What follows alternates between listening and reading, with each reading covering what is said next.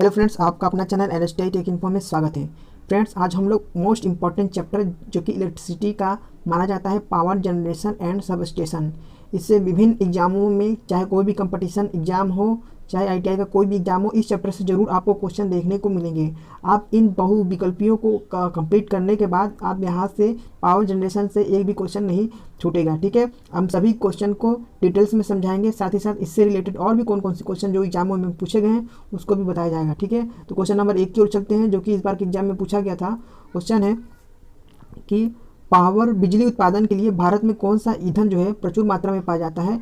तो वो ईंधन है कोयला। ठीक है, जो कि बिजली उत्पादन में सबसे ज़्यादा प्रयोग किया जाता है। कोयला का प्रयोग किसमें करते हैं? थर्मल पावर प्लांट में। ठीक है, इसके अलावा और भी बहुत सारे पावर प्लांट होते हैं, जैसे हाइड्रो पावर प्लांट होता है। ठीक है, हाइड्रो पावर प्लांट जो होता है वो सबसे सस्ता और इसमें प्रदूषण नहीं होता है। ठीक है, सबसे सस्ता प्रदूषण रहित हाइड्रो पावर प्लांट। इसके अलावा न्यूक्लियर पावर प्लांट होता है। टाइडल जो होता है उसके द्वारा जो विद्युत उत्पादन करते हैं। सोलर पावर प्लांट होता है। ठीक है, ये सारे प्लांट के अंतर्गत आता है जिससे विद्युत उत्पादन किया जाता है। ठीक है, चलते क्वेश्चन नंबर 2 की ओर।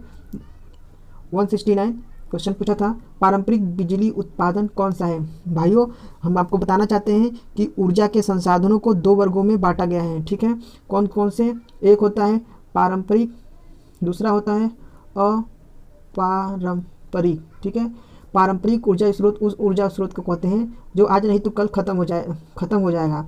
जैसे में आपका लकड़ी, कोयला, उसके बाद डीजल वगैरह सब, डीजल पेट्रोल ये सब क्या है?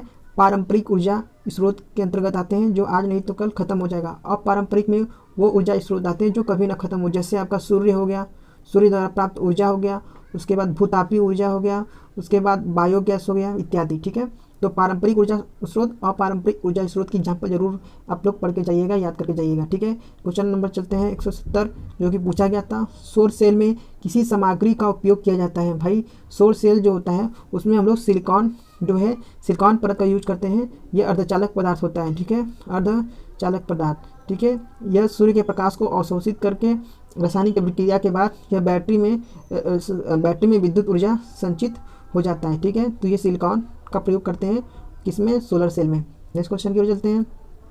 परमाणु ऊर्जा स्टेशन में परमाणु विखंडन के लिए प्रयुक्त परमाणु सामग्री क्या है। फ्रेंड्स, हम लोग जानते हैं कि जो परमाणु संयंत्र होता है, परमाणु द्वारा जो विद्युत उत्पादन किया जाता है न्यूक्लियर पावर प्लांट में, उसमें हम लोग हमेशा यूरेनियम 235 या थोरियम का प्रयोग करते हैं। ठीक है, ऑप्शन नंबर आपका बी हो जाएगा। साथ ही साथ एक क्वेश्चन ये पूछता है कि उसमें जो कि मंदक के रूप में किसका प्रयोग करते हैं? ड्यूटियो जल का, मतलब भारी जल का, और ग्रेफाइट का और क्या क्या प्रयोग करते हैं? बोरान तथा बोरान का छड़ और कैडमियम का छड़ नियंत्रक के रूप में प्रयोग करते हैं। ठीक है, नेक्स्ट क्वेश्चन की ओर चलते हैं। ये सारे क्वेश्चन पूछते हैं फ्रेंड्स। ठीक है, न्यूक्लियर पावर प्लांट से। अब चलते हैं क्वेश्चन नंबर 172 की ओर, जो कि पूछा गया है कि फोटोवोल्टाइक सेल बनाने के लिए प्रयुक्त सामग्री क्या है। तो इसका आंसर आप लोगों को पता हो गया होगा, सिलिकॉन। 172 के बाद 173 नंबर चलते हैं फ्रेंड्स। 173 में पूछा गया है कि गैर पारंपरिक ऊर्जा स्रोत कौन सा है। तो गैर पारंपरिक ऊर्जा स्रोत कौन सा है इसमें है? तो जो कभी ख़त्म ना हो। तो इसमें से कौन सा ऑप्शन हो जाएगा आपका? हवा। ठीक है, नेक्स्ट क्वेश्चन की ओर चलते हैं फ्रेंड्स। क्वेश्चन नंबर 174 में देखेंगे, ऊर्जा का प्राकृतिक स्रोत कौन सा है। ऊर्जा का प्राकृतिक स्रोत कौन सा है? तो इसका आंसर क्या हो जाएगा? सूर्य। ये ऊर्जा का प्राकृतिक स्रोत है। उसके बाद नेक्स्ट क्वेश्चन 175 में देखिए, हाइड्रो इलेक्ट्रिक पावर प्लांट की योजनाबद्ध व्यवस्था का घटना में एक्स जो दिया गया है, इसको क्या कहते हैं।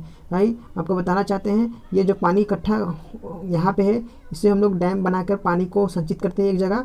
ठीक है, इसके बाद ये पानी जो है यहाँ से पेनस्टॉक के माध्यम से जो है कि टरबाइन पर यहाँ पे गिराया जाता है, और टरबाइन जो है कि यांत्रिक वर्क वहाँ पे होता है, मैकेनिकल वर्क होता है, और उससे जनरेटर जुड़ा होता है जो यांत्रिक ऊर्जा को किसमें? विद्युत ऊर्जा में कन्वर्ट कर देता है। ठीक है, इस चीज़ को क्या कहते हैं? Pen stock.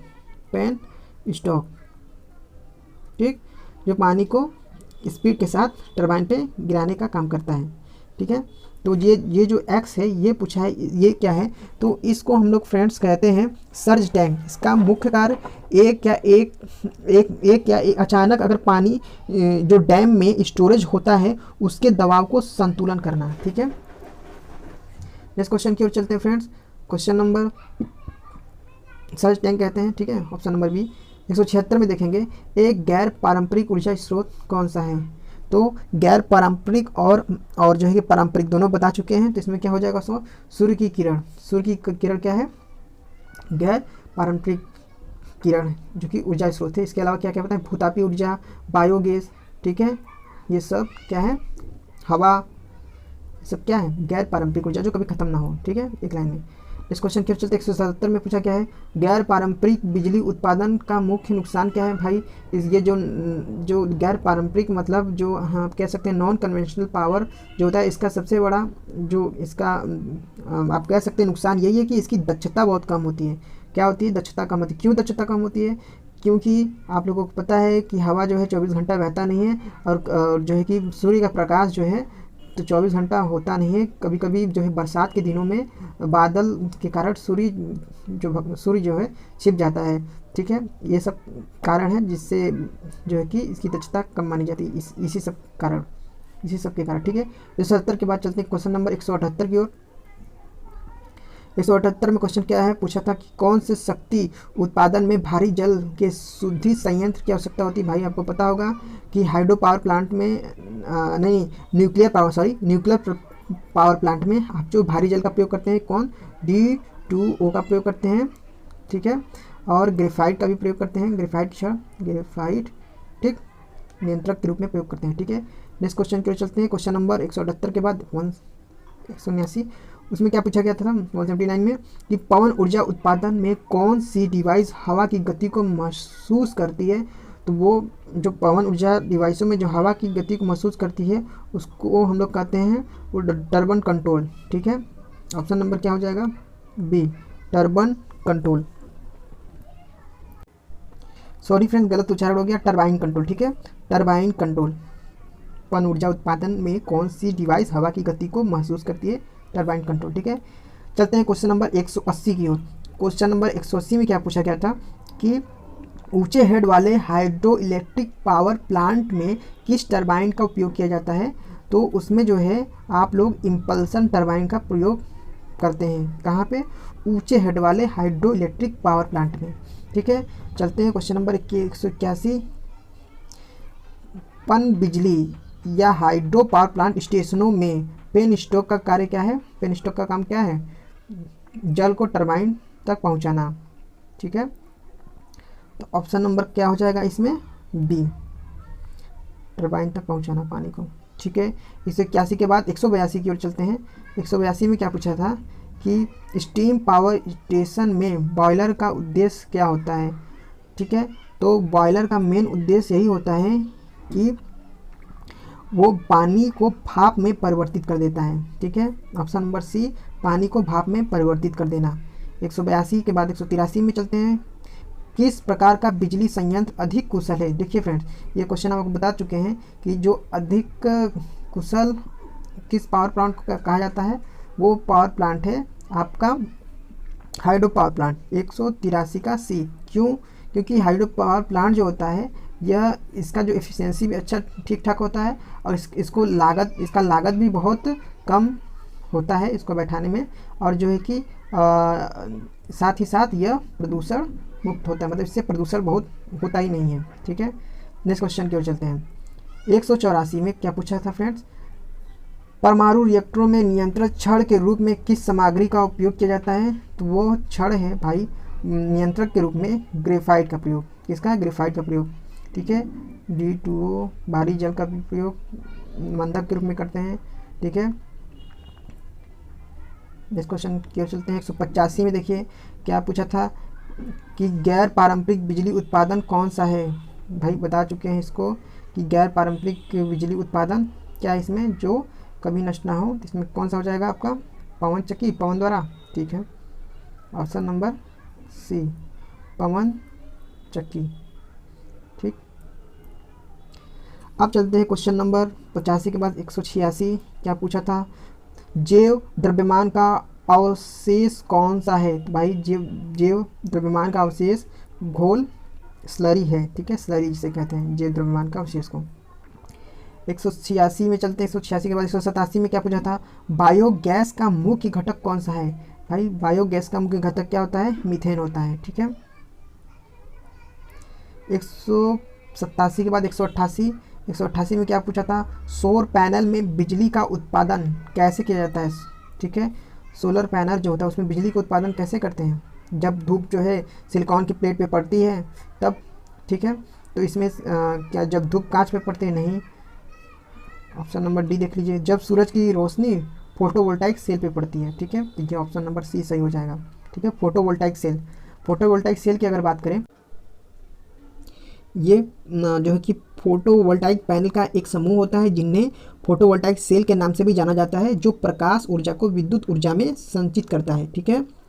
नेक्स्ट क्वेश्चन की ओर चलते हैं फ्रेंड्स। 189 में क्या पूछा था कि स्टीम शक्ति संयंत्र में एयर प्री हीटर, ठीक है, कौन सा? एयर प्री हीटर का कार्य क्या है? तो ये जो है आपका थर्मल पावर प्लांट का क्वेश्चन है। तो जो एयर प्री हीटर जो होता है इसका मुख्य कार्य यही होता है कि वो इकोनोमाइजर को गर्म हवा की आपूर्ति करता है। किसको? इकोनोमाइजर को, ठीक है, गर्म हवा की आपूर्ति करता है, ठीक। ऑप्शन नंबर बी आपका सही है, ठीक है। क्वेश्चन नंबर 190 में देखते हैं, ठीक है। 190 क्वेश्चन नंबर में पूछा गया था कि परमाणु संयंत्र का मुख्य नुकसान क्या है? भाई परमाणु संयंत्र का मुख्य नुकसान यही है कि इससे जो है कि कचरे का निपटान हो जाता है, ठीक है, न्यूक्लियर पावर प्लांट। और इसके साथ इससे जो खतरनाक जो वेव्स निकलते हैं, तरंगे निकलती हैं, उससे स्वास्थ्य को भी खतरा हो जाता है, ठीक है। नेक्स्ट क्वेश्चन की ओर चलते हैं। 191 में पूछा था कि स्टीम पावर प्लांट में इकोनोमाइजर का कार्य क्या है? तो स्टीम पावर प्लांट में इकोनोमाइजर का जो मुख्य कार्य होता है वो फ्लू गैसों द्वारा फीड पानी को गर्म करना होता है, ठीक है, फ्लू गैसों द्वारा फीड पानी को गर्म करना, ऑप्शन नंबर सी इकोनोमाइजर। भाई थर्मल पावर प्लांट आप लोग जरूर से देख के जाइएगा, ठीक है। थर्मल पावर प्लांट के जितने भी सारे पार्ट्स होते हैं उनके बारे में ज़रूर पढ़ लीजिएगा, जैसे कि बॉयलर हुआ इसका और स्टीम इंजन हुआ, ठीक है, कोयला को किस तरह पीस के कैसे पोलराइजेशन किया जाता है, सब ये सारे क्वेश्चन, ठीक है। क्वेश्चन नंबर 192 में देखते हैं। पूछा गया था गैर पारंपरिक बिजली उत्पादन का क्या फ़ायदा है? तो गैर पारंपरिक ऊर्जा में बता चुके हैं कि इसकी दक्षता क्या होती है? कम होती है, ठीक है। 193 बैटरी आधारित माइक्रो हाइडल पावर जनरेशन में चार्ज कंट्रोलर का क्या कार्य है? भाई, ठीक है, बैटरी आधारित माइक्रो हाइडल पावर जनरेशन में चार्ज कंट्रोलर का काम क्या होता है? तो इसका यही कार्य होता है कि बैटरी की ओवर चार्जिंग को रोकता है, ठीक है, बैटरी की ओवर चार्जिंग को रोकता है, option number A overcharging को रोकता है, sorry prevent the overcharging battery, option number C होगा, ठीक है। 193 के बाद 194 नंबर की ओर चलते हैं फ्रेंड्स। 194 में क्या पूछा था? ज्वारी शक्ति स्टेशन में बैराज का उद्देश्य क्या होता है? ठीक है, तो बैराज का मुख्य उद्देश्य क्या होता है ये बताना था फ्रेंड्स। बैराज का मुख्य उद्देश्य, तो इसका मेन उद्देश्य यही है कि वो खाड़ी के प्रवेश द्वार पर पानी को नियंत्रित करता है। बैराज बनाकर ही पानी तो इकट्ठा किया जाता है, ठीक है फ्रेंड्स। हाइड्रो पावर प्लांट, ज्वारी शक्ति, टाइडल प्रवाह। क्वेश्चन नंबर 194 के बाद 195 में क्या पूछा गया था? स्टीम पावर प्लांट में किस घटक का उपयोग फ्लू गैस फीड पानी को गर्म करने के लिए किया जाता है? वो आपका हो जाता है क्या? इकोनोमाइजर का प्रयोग, ठीक है। उसके बाद क्वेश्चन नंबर हम चलते हैं 196 में क्या पूछा गया था? प्रेशराइज्ड वाटर रिएक्टर का क्या फ़ायदा है? तो प्रेशराइज्ड रिएक्टर का यही फ़ायदा है कि उच्च शक्ति घनत्व पैदा कर देता है, ठीक है, ऑप्शन नंबर सी हो जाएगा, उच्च शक्ति घनत्व पैदा कर देता है, ठीक है। क्वेश्चन नंबर 197 में चलते हैं। किस बिजली उत्पादन संयंत्र के संचालक में अधिक विश्वसनीय होता है? तो भाई वो है हाइड्रो अधिक विश्वसनीय पूछा है ना, तो अधिक विश्वसनीय होता है वो होता है न्यूक्लियर पावर प्लांट। ठीक है, न्यूक्लियर पावर प्लांट। ठीक, ऑप्शन नंबर आपका हो जाएगा क्वेश्चन नंबर 199 देखेंगे। इसमें पूछा गया था पवन शक्ति उत्पादन का प्रमुख नुकसान क्या है? जो पवन द्वारा जो विद्युत उत्पादन किया जाता है उसका मुख्य नुकसान भी होता है। तो इसका मुख्य नुकसान यही है कि वायु जो है निरंतर कभी बहती नहीं है। ठीक है, जिसके कारण जो है कि ये एक बहुत बड़ा नुकसान के रूप में इसका आप कह सकते हैं उपयोग है। तो पवन ऊर्जा का नियत और स्थिर नहीं रहना। ठीक है, मैं आपको पहले ही बताए थे। इसी प्रकार यह आपको जो है कि फोटोवोल्टाइक सेल जिससे सूर्य द्वारा जो विद्युत उत्पादन किया जाता है इस पर भी नियम लागू करता है, क्योंकि कभी कभी बरसात या ठंडे के दिनों में सही रूप से सूर्य की रोशनी न मिलने के कारण बैटरी पूर्णतः चार्ज नहीं होती है। ठीक है, तो ये जो नुकसान जो है गैर पारंपरिक ऊर्जा का ये कुछ नुकसान भी हैं। ठीक है, क्वेश्चन नंबर 200 में देखते हैं फ्रेंड्स। क्वेश्चन नंबर 200 में क्या पूछा गया था कि जो है कि ज्वारी शक्ति उत्पादन में टरबाइन का कार्य क्या है? तो ज्वारी शक्ति उत्पादन में टरबाइन का मुख्य कार्य यही होता है कि गतिज ऊर्जा को स्थितिज ऊर्जा में परिवर्तित कर देना। ठीक है, सॉरी ज्वारी शक्ति उत्पादन में टरबाइन का काम। अच्छा, ज्वारी शक्ति उत्पादन, तो इसका फ्रेंड्स हो जाएगा स्थितिज ऊर्जा, क्योंकि डैम में पानी स्थितिज ऊर्जा के रूप में होता है। ठीक है, और वो पेनस्टॉक के माध्यम से गतिज ऊर्जा प्राप्त कर लेता है और टरबाइन पे गिरता है। ठीक है, तो ऑप्शन नंबर बी सही होगा, स्थितिज ऊर्जा को गतिज ऊर्जा में परिवर्तन करना। ठीक है, क्वेश्चन नंबर अब 201 में देखते हैं। गैर पारंपरिक ऊर्जा स्रोत का क्या फ़ायदा है? ठीक है, तो गैर पारंपरिक ऊर्जा स्रोत, इसका फ़ायदा यही है कि ये ग्रीन हाउस इफेक्ट को से बचाता है। ठीक है, ग्रीन हाउस इफेक्ट से गैर पारंपरिक ऊर्जा स्रोत बचाते हैं। ठीक है, अब गैर पारंपरिक में आप जानते ही होंगे क्या क्या होता है। अब चलते क्वेश्चन नंबर 202 में। 202 में क्या पूछा गया था? पानी से बहने वाली स्थितिज ऊर्जा को बिजली उत्पन्न करने के लिए गतिज ऊर्जा के रूप में कैसे परिवर्तन किया जाता है? तो फ्रेंड्स इसके लिए पेनस्टॉक के माध्यम से उच्च हेड बनाकर, ठीक है, जितना आपका ढाल रहेगा पेनस्टॉक का उतना तेज पानी जो कि टरबाइन पे गिरता है। ठीक, अब 202 के बाद क्वेश्चन नंबर 203 में पूछा गया है फ्रेंड्स कि परमाणु विखंडन के दौरान उत्पन्न होने वाली रेडियो सक्रिय किरणों का क्या प्रभाव होता है? ठीक है, तो इसका नुकसान या ये क्या कहते हैं, इस किरणों का क्या प्रभाव पड़ता है? तो जो है कि ऑप्शन देखते हैं। रिएक्टरों का नुकसान पहुंचाता है। ठीक है, उसके बाद स्वास्थ्य को खतरा करता है। सही है कि ये जो है कि इसके माध्यम से न्यूक्लियर पावर प्लांट से स्वास्थ्य को भी खतरा होता है। ठीक है, इससे पहले बताए थे। क्वेश्चन नंबर 204 को देखते हैं। यदि प्रकाश की तीव्रता कम है, किसकी तीव्रता? प्रकाश की तीव्रता कम है, तो सोलर सेल का क्या होगा भाई? अगर प्रकाश की तीव्रता कम होगी तो बैटरी आपका कम चार्ज होगा। जब बैटरी कम चार्ज होगा तो आउटपुट क्या होगा? घट जाएगा। Option number B.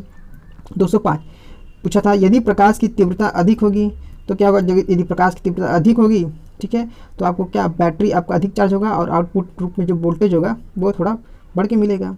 ठीक है, तो ऑप्शन नंबर क्या हो जाएगा? आउटपुट वोल्टेज बढ़ के मिलेगा। Option number B. 205 के बाद, ठीक है फ्रेंड्स, इस प्रकार आपका जो है कि सब स्टेशन पावर प्लांट से 205 क्वेश्चन खत्म हो चुके हैं। आप इन क्वेश्चनों को फिर से 1-2 बार देख लीजिएगा और वीडियो को लाइक सब्सक्राइब जरूर कर लीजिएगा फ्रेंड्स। आप थोड़ी सी मेहनत के लिए आप इस चैनल को ज़रूर सपोर्ट करिएगा, हमारी थोड़ी सी मेहनत के लिए। Thank you so much friends.